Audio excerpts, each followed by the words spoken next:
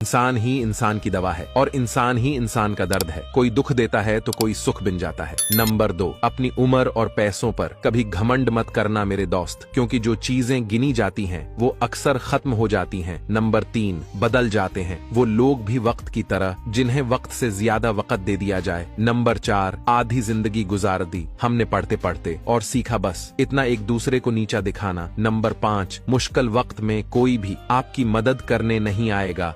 जिंदगी की तमाम मुश्किलात सामना आपको खुद ही करना पड़ेगा। नंबर 6, जिंदगी जीने के 2 ही रास्ते हैं, भूल जाओ उन्हें जिनको माफ नहीं कर सकते और माफ कर दो उन्हें जिनको भूल नहीं सकते। नंबर 7, हर किसी को सफाई न दिया करें दोस्त, आप इंसान हैं झाड़ू नहीं। वक्त होता ही गुजर जाने के लिए है, बुरा हो तो सब्र कीजिए और अच्छा हो तो अल्लाह का शुक्र अदा कीजिए। नंबर 8, कुछ रिश्ते अल्लाह पाक खुद खत्म करवाता है ताकि हमारी जिंदगी खराब ना हो। बेशक अल्लाह जो करता है बेहतर करता है। अगर आप इन बातों से एग्री करते हैं तो कमेंट में यस जरूर लिखें और मुझे फॉलो करके